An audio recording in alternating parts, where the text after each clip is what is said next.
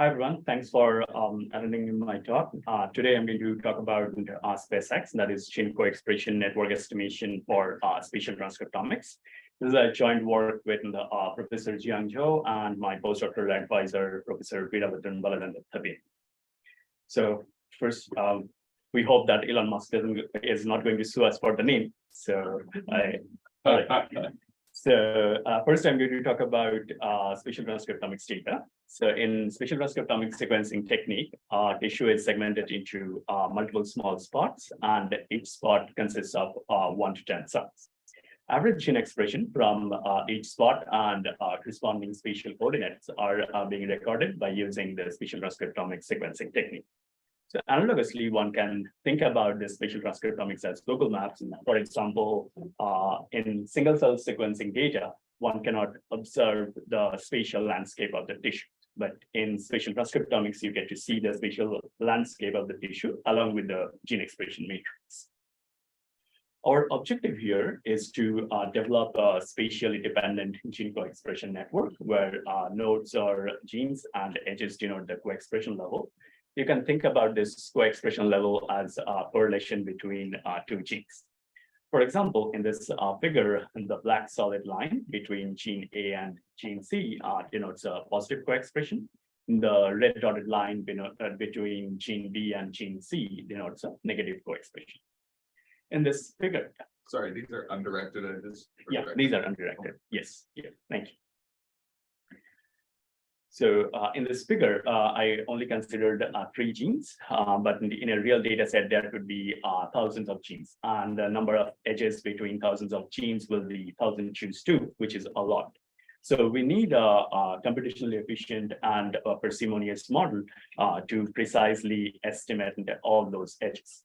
Our second goal is to develop a shared component representing the global co-expression network among the genes across the whole spatial domain, and a cluster-specific component representing the cluster-specific gene co-expression networks. One point to note here that these clusters are predefined and they can be spatially contiguous or cell type specific. When I'm going to talk about real data set, I'll provide more examples, and that way it will be more clear. Before I get into rigorous mathematical details, here is an overview of the method. So in figure A, I have the tissue section image from the region of interest. In figure B, I have the spatial gene expression image, where different colors denote different cluster annotations. In figure C, I have the spatial gene expression matrix from G genes and N locations, where N locations are divided into C clusters. Now we apply the SpaceX model on this gene expression matrix along with the spatial coordinates to obtain the shared co-expression network in figure D and the cluster-specific co-expression network in figure E. For all the network plots, the node sizes and the edge widths are proportional to the number of connected edges and the co-expression level, respectively. And the positive and the negative edges are denoted with gray and maroon color. We did some downstream analysis on these networks to detect communities and to detect hub genes. Also, we did more analysis on this hub gene detection to find out which hub genes are biologically conserved across multiple spatial domains. So here are some. That's a nice slide. Thank you. Very well done. Thank you. Here are some mathematical details. So C is cluster index, I is spatial index, and G is gene index. So YGCSI is the spatial gene expression for GF gene at the SIF location corresponding to the CF cluster. So YGCSI is being modeled with a Poisson distribution with spatially dependent rate parameter lambda and normalizing factor n. Now, this spatially dependent rate parameter lambda is being modeled with a log linear framework, which is given in equation 1. Now, I'm going to explain each of these terms. So, yeah, please. Do you get any zero inflation like issues with just like straight Poisson? It's a straight Poisson, but yes, there is a zero inflation issue, of course, because the data is sparse. That's the inherent nature of the data. But the Poisson regression is taking account of that zero inflation thing. But there is a paper by Jiangzhou in Genome Biology recently where they are showing that you don't need to account for the zero inflation separately for spatial transcriptomics stage. Oh, okay, cool. Thank you. So yeah, from this log linear framework, I'm going to explain all this, each of the terms. So DCXC is the cluster specific covariate effect. SC is the cluster specific spatial effect. PF is the shared structure, where P is the shared loading matrix and F is the shared factors. Size CDC is the cluster specific structure with the corresponding loading and factor matrices. Epsilon is the standard error matrix. Now I'm going to mathematically define the shared and cluster specific co-expression networks. So the shared co-expression network is defined as GS equals to PP transpose, which is the covariance matrix of shared factors F. And the cluster specific co-expression network is defined as GC equals to PP transpose plus Chi-C transpose, where Chi-C transpose is a covariance of cluster specific factors. One point to note here that these matrices GS and GC are of dimensions G cross G, where G denotes the number of genes. So of course, when we have large number of genes, then we have to estimate these large dimensional matrices. Of course, we need computational efficiency here. Also, doing a full scale MCMC on this whole model, the MCMC is going to be a beast. So like we need to find a better way to achieve that computational efficiency. So to achieve that computational efficiency, we decompose the whole framework into two models. The first is the Poisson mixed model, which is given in equation 2 as log lambda equals to X transpose beta plus SC plus ZC. This X transpose beta is the covariate effect, cluster specific covariate effect with the normal prior on the regression coefficient on beta. SC is the cluster specific spatial effect, which is being modeled with a multivariate normal distribution, mean zero and covariance sigma square omega C. Here, omega C is the spatial kernel, which I considered here as an exponential one. And then finally, I have ZC, which is cluster specific latent gene expression matrix, which is also being modeled with a multivariate normal distribution, mean zero and sigma square identity as covariance. So this spatial Poisson mixed model is helping us to adjust for the spatial heterogeneity, and it estimates in the latent gene expression matrix, which is Z, which is being carried forward to the next framework, which is a multi-study factor model. The model is given as Z equals to PF plus Chi-C DC plus error. Here, F and DC are shared and cluster specific factors, which are being modeled with a Gaussian distribution, mean zero and identity as covariance matrix of dimension K and KC. This K and KC are number of shared and cluster specific latent factors, which are much smaller dimension than G.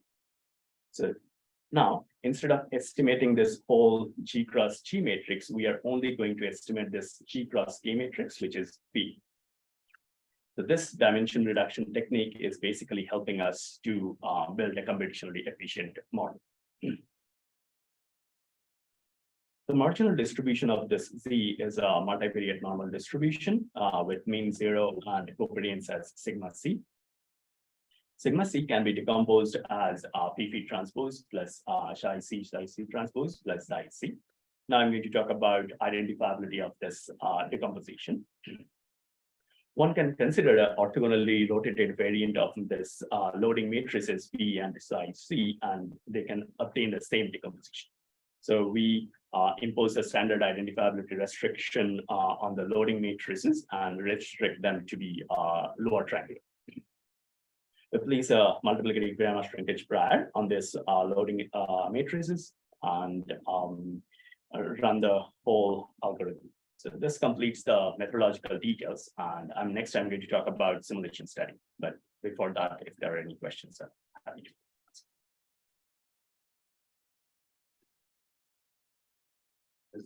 Prior for sparsity.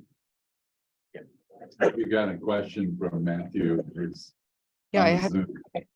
I might have missed it, but could you say again how you're encoding the spatial information? Is it just a factor, or are you computing it as distances? Like, what's is there some spatial scale there? So the spatial information is encoded through this SC parameter. So this SC parameter is being modeled with a multivariate normal distribution, mean zero, and the spatial kernel. So the spatial kernel is taking into account of this spatial information, which is here I just considered the exponential kernel. So it's I'm considering the spatial information through this Euclidean norm, basically. But yeah, I think the other point that you are suggesting that the spatial information could also be adjusted through the factor. But then the question comes in, like, in which factor should we consider the spatial information, through F or through DC? Okay, I think I get it. Thank you. Yeah, thank you. Sorry, you had a question? Oh, I was just asking it. So the shrinkage prior, is that to induce sparsity? Yes, yeah. So basically, like when I'm running the whole algorithm, then I'm assuming that this columns of this matrix is unrestricted, and then this shrinkage prior is shrinking the columns down, says that we, instead of estimating this whole G cross G matrix, it brings down to this G cross K, where K is like in the order of 10 or below 10. So that is basically helping us through the shrinkage. Any other questions? Marcy, is there any question on Zoom? No, nothing yet. Thank you. All right.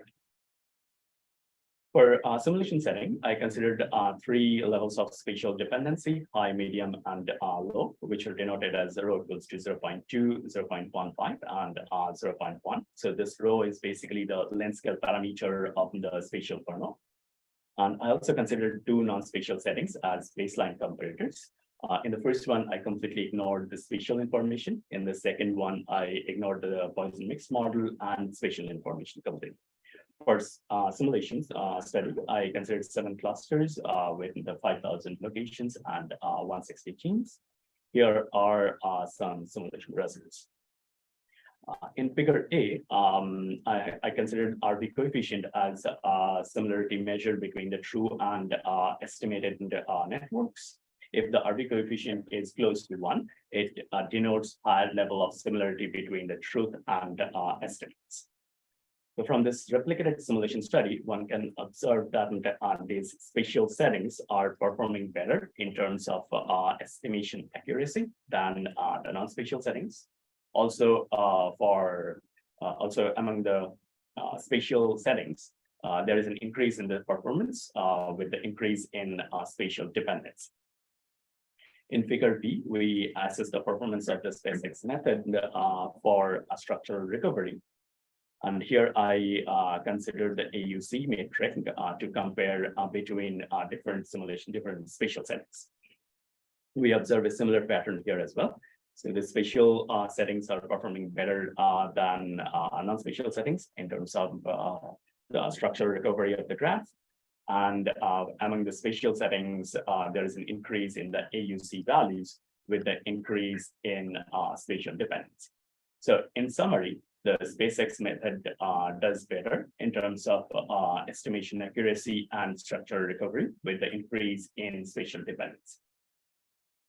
This completes the simulation study. Now I'm going to talk about real data analysis.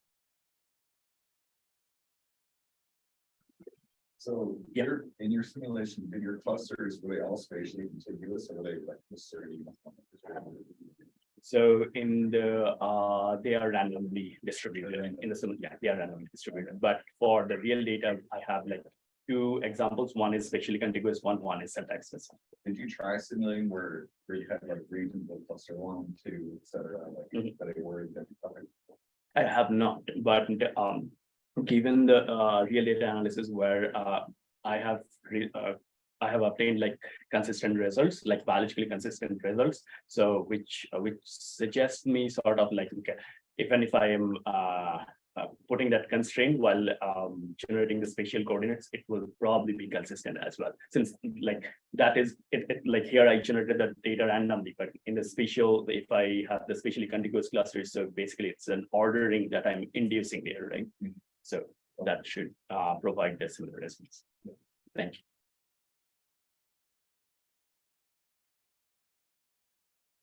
So we apply the SpaceX model on two spatial transcriptomics data sets. One is the breast cancer data with spatially contiguous clusters. Another is the mouse hypothalamus data where clusters are cell type specific. First, I'm going to talk about breast cancer data analysis. On the left, I have the H&E image of the breast cancer tissue. On the right, I have the spatial distribution of the breast cancer data with the 290 genes and 250 locations. Here I have spatially contiguous clusters, and there are 3 of them, tumor, intermediate, and normal. Now we apply the SpaceX method on this data to obtain the shared and spatial region specific networks. So here is the shared network. Here, the genes are color-coded based on their differential co-expression corresponding to a particular spatial region, which means that this XBB1, CST1, CST4, these 3 are differentially co-expressed for the normal region. So basically, I have the differential co-expression for all these genes and just run an ANOVA to see where it is significantly differentially co-expressed. And the point to note here that XBB1, which is differentially co-expressed in the normal region, is negatively associated with the genes which are differentially co-expressed in the tumor region. Here are the networks for the each of the regions. So this is the network for normal region. This is the network for intermediate. And here is the network for the tumor region. As you can see here, I have detected multiple collagen genes in the tumor network.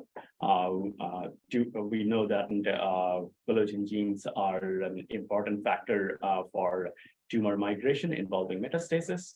And LUM is another gene which is also positively connected with collagen genes, which regulates multiple breast cancer functional properties. So now I'm going to talk about the hub gene detection from all these networks. Can I ask another? Sure. Do you have any sort of testing of edges here, like differential testing of edges? Did you mention that, or so like between each of these regions, can you test the difference of one of these edges? You certainly can, because like at the end, we have the whole MCMC samples. Okay. So once we have the MCMC samples, you can do like pretty much anything, like uncertainty quantification, testing, you can run pretty much everything. But I have not gone into deeper details of like how I have looked at some of the top pages, which I have provided in the supplementary file, but not like, of course, not all of them, but of course have checked some top pages and also mentioned some biological interpretation for those. Okay. Yeah. And sorry. Yeah, you're fine, please. Any sort of sense of like how your MCMC convert, like was this fairly straightforward to do with MCMC, like as far as convergence? And what's an estimate of like runtime? I think that's for example. Yeah. So yeah, like the pack, of course, I developed a package which is straightforward. I'm going to demonstrate that at the end. Of course, MCMC takes a little bit more time, but if I'm running this on the server, it's not too bad with like multiple cores, because the first part of the method can run parallelly.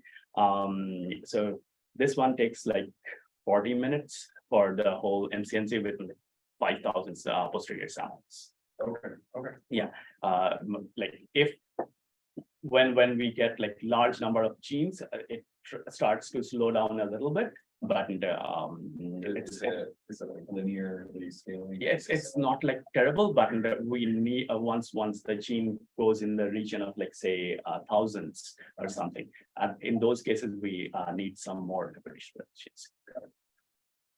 So there's another question online. Arvind, if you want to unmute yourself. Yeah, thank you. Thank you, Marshall. Arvind. Hey, Satwik, this is really cool. I wanted to ask how, if you wanted to introduce some domain information, domain prior on the existence of certain edges, that gene 1 is expected to talk to gene 2 in breast cancer tumor cells, how might one incorporate that information into this inference process? Yeah. Wonderful question, Arvind. Of course, the one way to do is like introducing that information through prior. So here I'm also obviously all these graphs are undirected. So in the tumor, if we know that these genes are going to talk to some of the other genes, basically we can put a direction while running this whole method, and of course, we need to put some weighted edges, and of course, we can provide the prior as a covariance matrix, and then use that prior before running the whole method. Does that make sense? Yes, thank you so much. Please. This is great. I just wonder if there's, and this is by no means a criticism, I just wonder if there's a way, especially for the boundary regions between the tumor and, and maybe the intermediate is the definition of the boundary region, but, people want margins, and it's kind of hard for your brain to process a margin out of this. And, because you have all these genes, you have all these different distributions, and then you have the pluses and the minuses. I wonder if you thought about a way to visualize this in a different way, because there's likely a way that you could do it, mapping it back onto the tissue image or something. Yes. I think it'd be very powerful. Yeah. I think I'm may not be 100% sure, but there is this SPHGCN paper from Dr. Mingyao Lee's group in UPenn, which is trying to do they're trying to get the networks, and from the networks they're trying to get the clustering, where they're trying to sort of separate the whole image, and from there we can get some. Yeah, that's a wonderful question.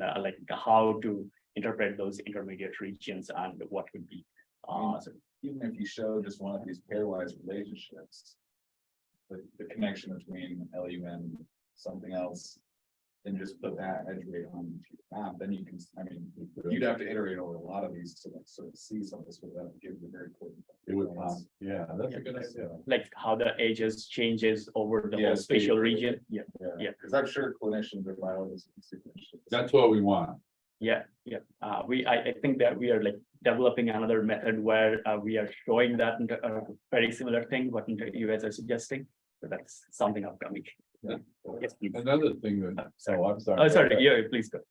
It's just another thing to think about is, I noticed, it's effective to pop it, but you do notice that, the genes in each of the genes in each of the different classified regions are different. And so it would be good if there would be a way to show, when you click through that, you see whatever genes are shared between them, they would be in the same spot. And so if you did something like this, you could even get a sense for which ones are going across the network. Maybe this is it, right? Oh, okay, so you got that. So I figured we fit the next slide if we kept going. You're fine. Yeah. Yeah, I might have misunderstood this graph. So it seems that because tumor usually, or even a tumor regions, I suppose it should be very heterogeneous. I think that the graph that's shown on the right side of the slide, I think that they are homogeneous. So I don't know whether I'm misinterpreting this graph. Are you referring to the directed undirected version, no, or heterogeneous? It's that you clustered everything within the tumor region as just one homogeneous unit. But I suppose for tumor region, there's a lot of different cell types within that. That's the nature of tumors, right? But the graph showing on the right, it seems that within this tumor region is very homogeneous. That's why you have one representation of the expressed gene. So in the model, of course, we are like in the first part of the model. So let me go back to the model here. So in this model, of course, this is like this part is basically the first part of the framework, right? So where we are adjusting for the spatial heterogeneity first. And once we adjusted for the spatial heterogeneity, then we are saying whatever the heterogeneity is carried over, that is being modeled in the next part, which is the multi-study factor model. So from here, we are getting this loading matrices P and Psi. So that heterogeneity is being modeled like, so basically how much shared variation is here, how much cluster specific variation is here, and rest is of course the error. So that heterogeneity is coming through the P and the Psi C matrix. Yeah, I mean, you'd have to like subcluster the tumor region. You know, so it's like up to you. I see. Yeah. We got one more question online again. So Nat, if you want to unmute and ask a question? Yeah, a really interesting model. I'm curious if you had been able to compare the quality of the fit with using the correlation versus sort of without that correlation terms. In other contexts, you can do like sample splitting and like say cross-validation or estimating the marginal likelihood. Count data and Poisson and these types of samples, it's a little trickier. So I'm curious if you tried that type of analysis and what you found. Yeah, I have not tried that analysis, but in the simulation, we tried to show that the consistency, like our model is able to consistently estimate the edges and also recover the whole graph structure. But yeah, cross-validation is another way to check the consistency as well here. Yeah.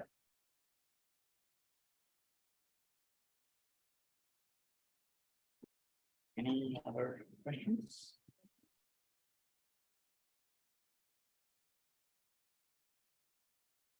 All right. So next, I'm going to talk about the hub gene detections. So in the left panel, I have the circular heat map of a matrix where each entry of the matrix represents the number of connections of a gene for a particular spatial region. So in each of these tracks as representing the functionality of the genes or the gene connectivity. So we wanted to see that how the gene connectivity changes over the spatial region. So the red color means that there is a high level of connectivity for that gene with respect to that particular region. The dendrogram for each of the spatial regions is provided in the below circular plot. Here, the SpaceX method is able to completely separate out the normal region from tumor and intermediate region. On the right panel, I have the Venn diagram for top 5 genes with respect to each spatial region. And the offset plot lists all hub genes for each of the spatial region and their intersections. So the first column of this offset plot lists the hub gene for the tumor region. The second and the third column lists the hub gene for normal and intermediate region only. The fourth one denotes the hub genes for tumor and intermediate. The last one is, of course, for normal and intermediate. So another point to note here that SpaceX does not identify any hub gene for normal and tumor region. Okay. So next I'm going to talk about some biological synopsis. Of course, I already talked about collagen genes and LUM. The another two I'd like to mention is CD24, which is a hub gene for the tumor region, which is overly expressed in the tumor region, and it also regulates cell migration. Another is BIM, is another hub gene, which is detected at the intersection of the tumor and intermediate region. This BIM gene is actually transcriptionally inactive in the normal region, which can also be used as a biomarker for early detection of cancer. All right, so this completes the analysis of breast cancer data. Now I'm going to talk about the mouse hypothalamus data, where the clusters are cell type specific. So this is the spatial distribution of the mouse hypothalamus data with 160 genes and 4,812 locations. There are 7 cell types. Here, now we apply the SpaceX method on this to detect shared and cell type specific networks. Here is the shared network again, the genes are color coded based on their differential co-expression. Of course, you can understand that there are a lot of connectivity within the cell type than between cell types. So these are the cell type specific networks. Now we run some downstream analysis to detect the hub genes for each of these cell types. So on the left panel, I have the same circular heat map of the connectivity matrix. So how the gene connectivity changes for different cell types. And the SpaceX method is able to separate out the immature cell type from this dendrogram from all other cell types. And on the right panel, I have the upset plot, which lists the hub genes for each of the cell types and their intersections. And the Venn diagrams show the top 5 hub genes for each of the cell types. And some biological synopsis here. So we detected transmembrane protein as one of the hub genes, which is involved in the cognitive abilities. CCKR is another hub gene, which is a major psychological mediator for pancreatic enzyme secretion and smooth muscle contraction in gallbladder and stomach.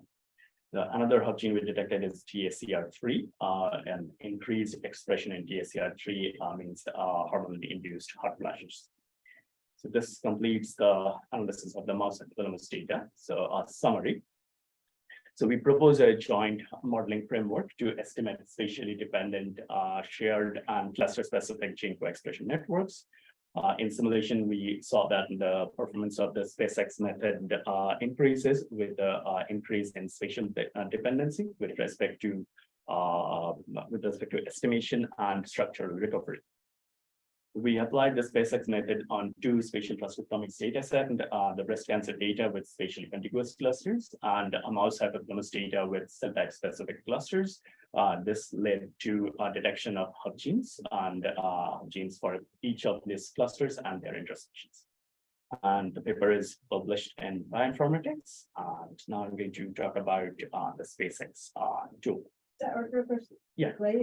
Matt just put a comment in chat that I just wanted to share. You put a link to for a DOI for an archive paper titled Inference After Latent Variable Estimation for Single Cell RNA Sequencing Data. And he said this work describes a general strategy for sample splitting or cross validation for single cell count data. This may be useful for evaluating the marginal likelihood of the model relative to simple method. Thank you very much for that. Yeah, I'll try that out. Yeah. Marcy, could you please email me the link or so that I can have it? Thank you. Thank you, Matt. All right, so the SpaceX package is available on GitHub. Let me open up the link. Yeah. So the package is available on our lab website, and here is a tutorial website as well. I put the overview of the method here first, and then here are some instructions to install the package. I'd like to quickly mention the example data. So I try to keep it straightforward for implementation. So the main 3 inputs that it will require is the gene expression matrix, the spatial coordinates, and the cluster annotations. So basically, which spatial coordinate is correspond to which cluster. And those are the inputs, main 3 inputs the package will need. And the output will be of course, you will have access to all the posterior samples, or more specifically, if you want to look at the shared network or the cluster network, you can do that as well. And for the rest of the analysis, we already talked about the mouse hypothalamus data and breast cancer data. And here is a book down version of the supplementary file I also created. In section T, I have a few more instructions about the implementation of SpaceX as well. If you're interested, please feel free to go through. Yeah, that's pretty much it. Here are some references. Thank you. I'm happy to take any questions. Very nice.